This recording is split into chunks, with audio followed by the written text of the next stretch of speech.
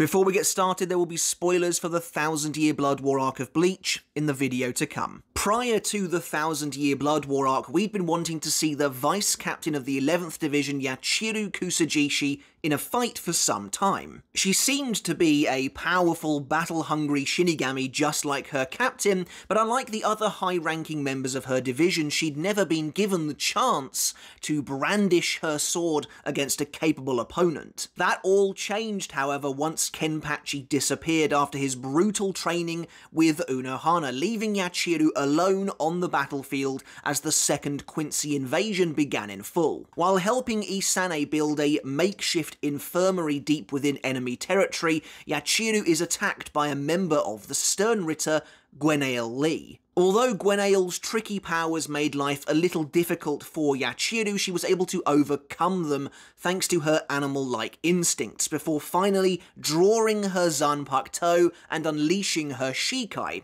Sanpo Kenju. This was a fantastic moment long in the making.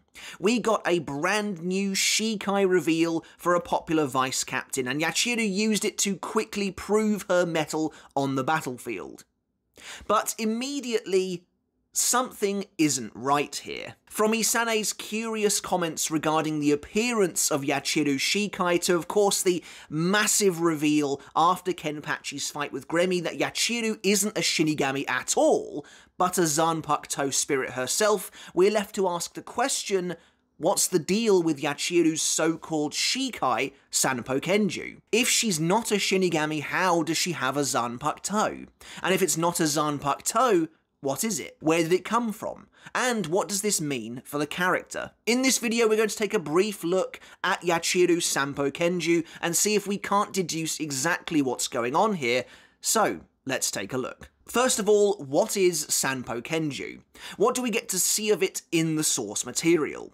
Well, not a lot, as it turns out. Yachiru's Zanpakuto is only around for a chapter at most, though it's enough time to glean a few pieces of information.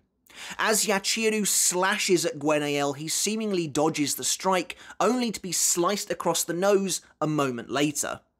There doesn't appear to be anything unusual taking place here, so what's going on? Yachiru notes that her Zanpakuto strikes people even if they successfully dodge, as it's a copycat blade, with an additional strike that comes before and after her own. Interestingly, as she says this, Sanpo Kenju itself isn't currently visible, so it's impossible to know how long it's been active for, but as Yachiru calls for it to reveal itself, two hulking, almost hollow-like creatures materialise behind her, each of them wielding a blade of their own. The larger of the two, Bony, is a creepy skeletal demon with messy blue hair draped in a tattered black cloak, clutching at a wicked-looking weapon.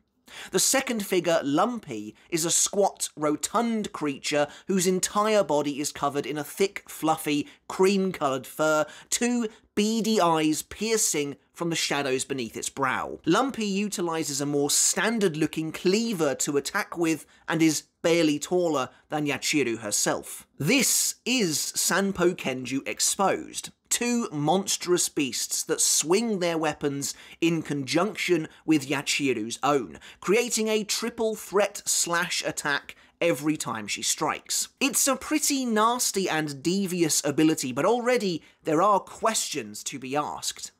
First of all, Yachiru didn't seem to use a release command to activate her Shikai, presumably because there's no Shikai to activate.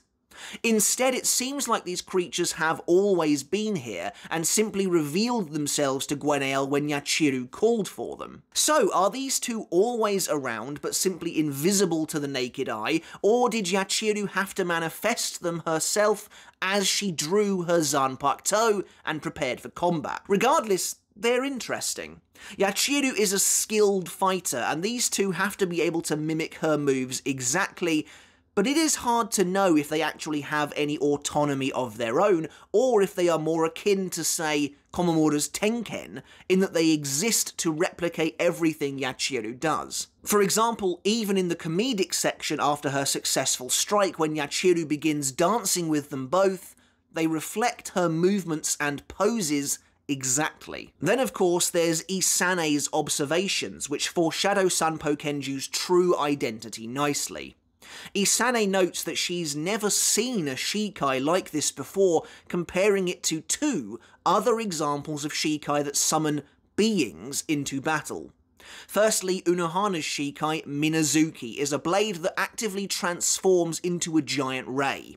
While Minazuki is active, Unohana has no sword at all, and we see this in the 1 or 2 instances that she's actually used her Shikai, when the manta ray kind of turns into this emerald jelly-like substance and returns itself to her sheath. On the other end of the spectrum, there's Hitsugaya's Hyorin Maru. When he activates his Shikai, his sword remains. It remains the same, but it generates a rushing torrent of ice that takes the shape of a dragon. Crucially, in both instances, it is clear where these different beings are coming from. Either the sword itself is transforming into said being, or it is something that the sword is creating. Isane even goes so far as to note that this isn't the externalization of a Zanpakuto spirit as achieved through training for Bankai either, though I'm not sure how she would necessarily know that just by looking at it. Maybe it's because in the circumstances of training for Bankai, the Zanpakuto spirit would be trying to fight Yachiru, so perhaps that's why. That being said, I would argue there's a good example of a Shikai that does fit this bill a little better that Isane neglects: the aforementioned Komamura's Tenken. Komamura's sword remains totally intact and has nothing to do, physically, with the giant body parts that Komamura is able to summon and use, which again mimic him perfectly. I guess the difference here is that Komamura's Bankai is known to be a giant suit of armour, of which Tenken is simply the individual limbs being used one at a time, so I guess it's a case of you know where these limbs are coming from. So Isane is perplexed by this Zanpakuto, and she has every right to be. And once we learn the truth behind Yachiru's identity, the answer becomes a lot clearer. During his battle with Gremmy, Kenpachi finally reveals the name of his Zanpakuto, having learned it at last: Nozarashi. As he unleashes the full force of his Shikai for the first time, Yachiru watches him from the ground below, thinking back to their first ever meeting. When the battle is over, Kenpachi searches for Yachiru, but is shocked to discover only her clothes. She's completely vanished. Her vice captain's badge, however, is still tied around the sleeve of her shihakusho, and we know from Turn Back the Pendulum that certain aspects of the uniform are difficult to remove all in one go, so it seems likely that her physical body has totally disappeared. Honestly, I don't think Kenpachi freaks out quite enough when he sees this, but maybe subconsciously somewhere he knows the truth. After seeing this though, many of us speculated immediately that Yachiru was actually the Zanpakuto spirit of Kenpachi's Nozarashi, and we were partially correct. Much later, Yachiru returns to aid Kenpachi in battle against Gerard Valkyrie, and by simply taking his hand bestows upon him the power of Bankai. It was later revealed by Kubo on his club outside Q&A platform that Yachiru is not the spirit of Nozarashi per se, as many of us thought, but the spirit of its Bankai specifically. A little like Zangetsu and Tensa Zangetsu, meaning the actual spirit of Nozarashi is unknown, though I would wager it looks a bit like Unohana, personally. Having said that, I don't know why it would look like Unohana, because as we see in her flashback, by the time she runs into Kenpachi for the first time when he's a young child, his Asauchi has already taken on the form of the blade we see him with in the present day, meaning he must have at least awakened his Zanpakuto spirit by the time he meets Unohana, so maybe it doesn't look like her at all. Anyway, what does this mean for Sanpo Kenju? Yachiru is a Zanpakuto herself, essentially, manifested long ago due to Kenpachi's extraordinary raw power, a little like Stark and Lillinet's relationship. Now that he finally knows the name of his Zanpakuto, she's able to return to his inner world and assist him from there.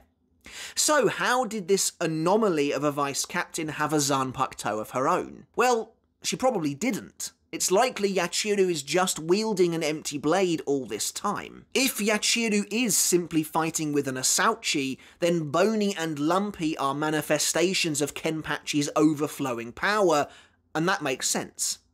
Kenpachi is so strong that his Bankai spirit, which already appeared in corporeal form due to his immense Reryoku, could then continue to portion out that power into even more beings. Isane has never seen a Shikai like Sanpo Kenju before because they don't exist. Bony and Lumpy are completely disconnected from Yachiru's physical blade that she's currently using. I do have to wonder though, how much does Yachiru actually know about her true identity before she's returned to Kenpachi? If she's totally unaware, then I wonder if she thinks this is actually her Shikai. Personally though, I think she probably knew everything all along, but then that begs the question, is she able to manifest these creatures out of choice, or do they simply appear unconsciously due to Kenpachi's incredible strength? While I think personally she must choose when to summon them herself, I do like the idea of Kenpachi's power acting to protect her by giving her these guardians in battle, not that she really needs them. There is one other small point as well. While it's not technically canon, Kenpachi's Beyond Bankai form from the mobile game Bleach Brave Souls bears a striking similarity to Sanpo Kenju, and the idea behind these forms is that the Shinigami are supposed to have merged with their Zanpakuto, a little bit similar to Ichigo learning the final Getsuga Tensho, I suppose. So again, while not a canon form, it seems like they are trying to convey that Sanpo Kenju is indeed a portion of Kenpachi's power. And so that's what's up with Sanpo Kenju, the mysterious not quite a Shikai of Yachiru's. She's simply manifesting even more of Kenpachi's power, creating fully formed beings to fight alongside her. Her blade remains just that, a blade and nothing more. And like I said earlier, considering they seem to copy her movements perfectly, they're likely spawned of her own power specifically, if that makes sense. Even when she jumps up into the air and pushes both of her arms outwards, you can see that both Lumpy and Bony are doing the exact same thing. They've just been positioned in a way so as to be able to give Yachiru a high five on either side. So they're likely spawned of her own power specifically, if that makes sense. She's a part of Kenpachi's power, and these guys come from her. Moving on though, I want to wrap up this fairly short video with a few additional questions of my own. While everything seems to make perfect sense with the reveal of Yachiru's true nature, I do have a couple of additional points to raise. First of all, why was it Kenpachi's Bankai spirit in particular that materialized all those years ago? Why wouldn't it have just been his regular Zanpakuto spirit? Did he unconsciously, forcibly externalize her, or did Yachiru choose to appear? If so, can every Zanpakuto or Bankai spirit do that? Of course, we've seen a few examples of this, like Katen appearing when Kyoraku activates Bankai, or Zabimaru talking to Renji, but as far as we're aware, no one else can see or interact with the spirits at that point in time, whereas Yachiru has been living life like a normal Shinigami. And when you think of it in that context, it is quite extreme to imagine a Zanpakuto living and working like a Shinigami for potentially hundreds of years and going unnoticed. Also, since Kenpachi's Bankai spirit has been around for so long, does that mean he has had the potential to use Bankai for all this time, since way before becoming a captain, or not? Do Bankai spirits exist in their Shinigami's subconscious even long before they learn Bankai? Also, as an aside, since Tensa Zangetsu was revealed to not actually be a representation of Ichigo's Shinigami powers, where is his Bankai spirit? Unless White is supposed to be both, as when the two of them fight during Ichigo's Vizard training, Ichigo asks him, "When did you learn Bankai?" White of course replies with, "When? The same time you did." But then that seems to contradict to me what we know about Yachiru and Nozarashi, especially considering Kubo actively used Zangetsu and Tensa Zangetsu as a comparative example in his Q&A response. Next up, we have the question of Yachiru's Asauchi. As noted by Oetsu, every Shinigami is given an Asauchi upon entering the academy, a totally blank sword with the power to become anything, which the new recruits then spend time with, pouring their energy and soul into this empty blade to eventually create their Zanpakuto, which is a personal reflection of themselves. Presumably, Yachiru hasn't done any of this, yet her sealed katana doesn't look like a basic, generic, empty sword at all. With its pink, flower-petaled styled guard and pink-wrapped hilt, it is clearly styled to her, implying some portion of her soul must have gone into it. Now, I guess considering she actually is a Zanpakuto spirit to some degree, if she pours her soul into this empty blade, it will just be as though it is becoming Nozarashi itself, or Kenpachi's Bankai itself.